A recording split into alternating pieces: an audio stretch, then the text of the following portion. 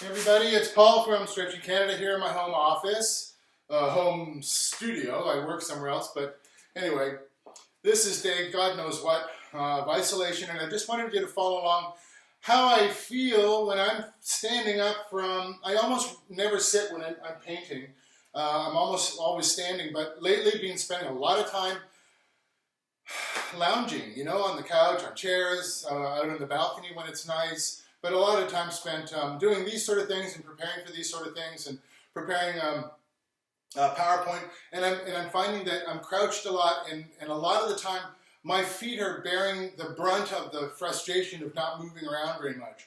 So I do move every day. I get out and walk around the park or down to the canal, which is only a couple hundred meters away.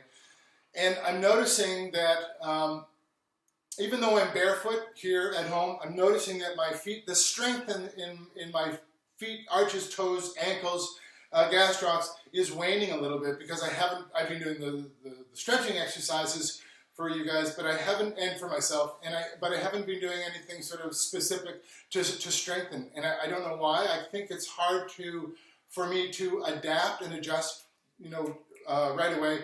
Day to day, I'm noticing that I'm falling out of patterns. So today I wanted to follow from the ground up. So what I'm doing here is on your next out breath, just feel where you're at in each leg. Are you bearing more weight on one side or the other? Are you bearing more weight on the external aspect or internal aspect of the tripod of your foot? Meaning, you know, the 1 point here, close enough here. So 1 point under the calcaneus, 1 point under the first ray, and 1 point under the fifth ray. So the first metatarsal head, fifth metatarsal head. And just be aware on your next out breath, I'm leaning forward or I'm leaning back or one side or the other. Or on my right foot, I'm noticing that I'm leaning more towards the calcaneus and first ray, and the opposite on first calcaneus and second ray, fifth ray on the left side. So I feel like a little bit like this. I'm exaggerating it, but that's kind of what it feels like. So I'm just going to do that as my assessment. No judgment. Not going to try and fix it. I just want to see where I can get to and feel the result of the work that I'm doing. So I'm going to start from the gastrocs down, gastroc, soleus, ankles, toes. All right. Let's see what we can do here. So, yeah, for those of you that, it's sort of hard to sit like this, and I know exactly what that's like. It's, you know, it doesn't take much to fall out of shape and to be able to support yourself with, you know, the oblique muscles and the TVA. But if you can't, sit on some books. God forbid anyone should actually have a phone book. They're a pretty good height. I've been looking all over for my yoga blocks because they're a really nice height. They're like 4 inches high, I think, and it's a really nice height, or a little pad. This is maybe a little bit too high, but hey, why not? I'll do it.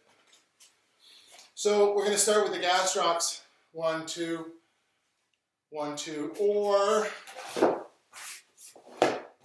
you can do it lying down, so that the difference between doing this and doing it lying down is in your supine position, you get more of the belly of the muscle.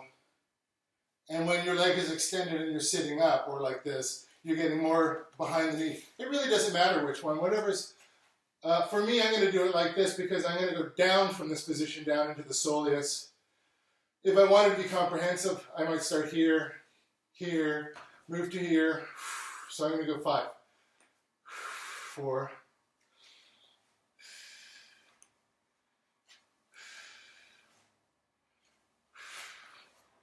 switch sides. Nice light pressure as your assist. I'm just sort of using this hand to get this out of the way, and then and 5. So from here, I want to move down. Let me just adjust the camera a little bit. Okay. And now from here, gastrocs and then soleus. So if you start at 45 degrees, and again, you can sit on your block or a book or something. If you have a towel, or I have my strap, there's always something around here that I use if I don't have this. It's really just starting at sort of 45, from here, 45, 45, and we're slowly gaining access to the soleus, slowly gaining access to the Achilles attachment of both those muscles, gastroc and soleus, because they share a tendon. And I'll do the same thing here.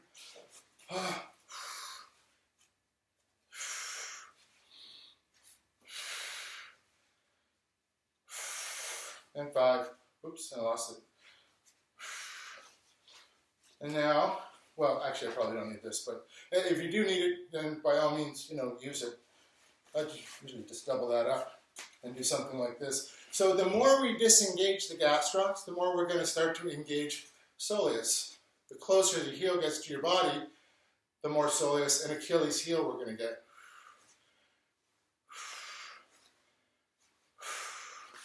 Now, I think we have time, or I'm going to take the time, if you still want to follow along. I want to do the variations on this theme. 4, 5, by adding the deviations of the gastrocs, meaning what we were doing before. Just get this out of the way. It's the same action, but with an internal rotation and an external rotation, or an inversion and an eversion. And the way I do that with my rope or my strap, starting in the same place, this is doing nothing yet.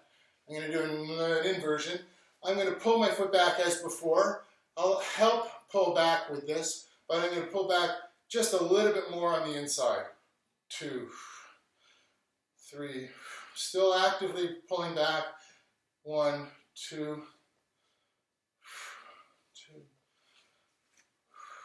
2.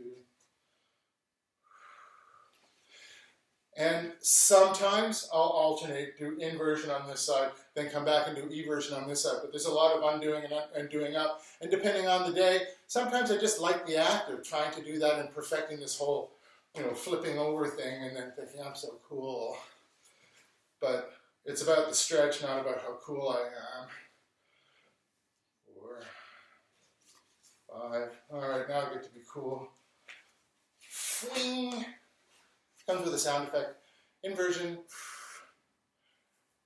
Nice light stretch. Nice light assist.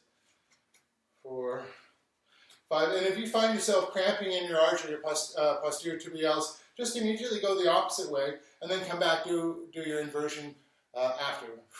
Or rarely do people cramp on the outside using those peroneal muscles because you're using so much.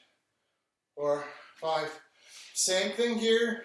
1, 2, 3, 4, 5. 1, 2, 3, 4, and 5. 1. Oh man! Remember I was saying I was standing, feeling like I'm falling to the right, at the left. I really feel like these guys are overworking to stabilize, so I need to strengthen these right away after I've stretched. So 5, and then 2, 3, 4. I really feel that in the posterior tibialis as well. Kind of makes sense, but anyway.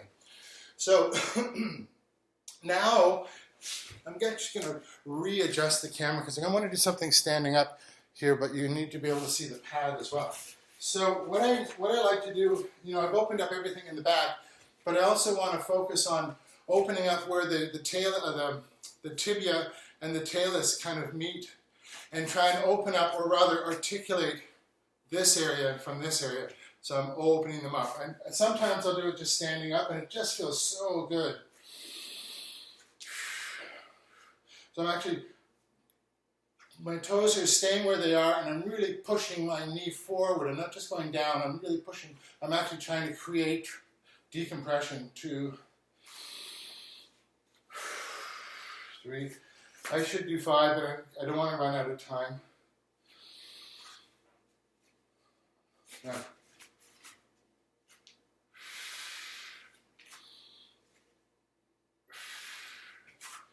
You can also do that sitting down. You know, I tend to be here, and what I'm going to do is I'm going to stabilize here. In fact, I'm going to be pulling this way with my right hand, and then as I reach down, I'm pulling and decompressing, opening the joint, pulling out and down at the same time. And you can involve the toes. 4, 5. Could switch feet, or I could keep going with the same. This is supination, and then pronation. I need to change my hands. To stabilize a bit better because my foot's sort of wandering around, so I want to try and eliminate whatever what I'm thinking. I need to stabilize so that I'm not getting into compensations of the structures. The more stable the structure, the more benefit of the stretch. 5. Right. Pull and out and down. Kind of doing this.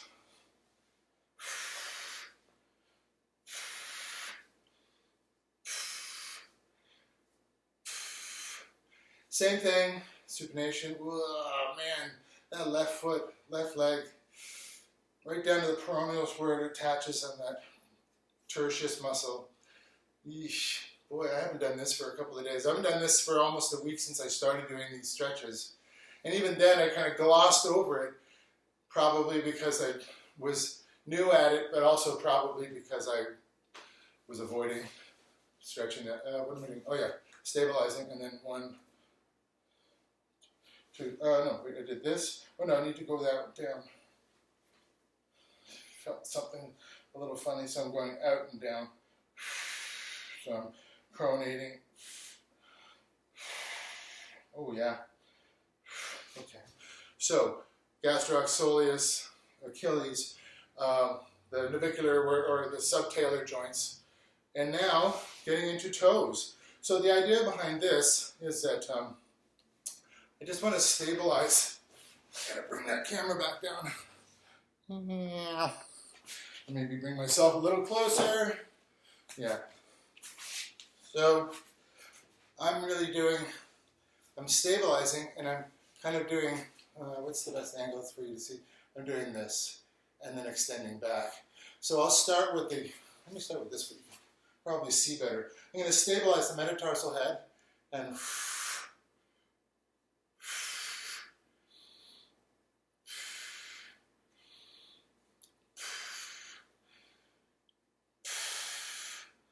continue.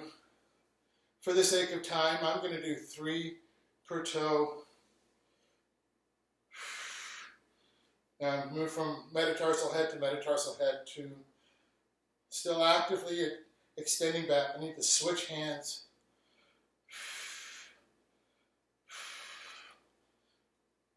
Whoops. I already did that toe. Whoops. Yeah, I'm going to switch feet. I can really feel the work. I'm going to stabilize with my thumb. 1, 2. If I'm not stabilizing, the whole foot will tend to sort of move around too much. I really want to get into those flexor muscles of the toes.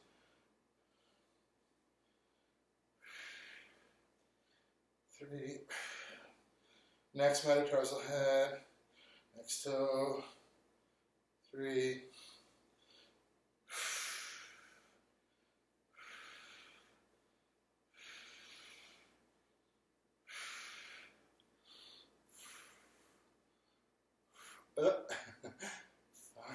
Okay, back to this guy. Oh, you can also do that like this for sure, absolutely. Stabilizing the head here. 1, 2. I'm actually doing a little bit of articulating that joint. 1, 2, and pulling down. 2, 2, 2, 3. Ooh. Need to switch hands. Oh no, I'm okay. Next, I've done that one. Sometimes I'll take these two at the same time, just for the sake of time, but also they do about the same work. I know foot-wise they do very different jobs, but you know, they feel similar in their stretch. So let's go back to here. 1, 2.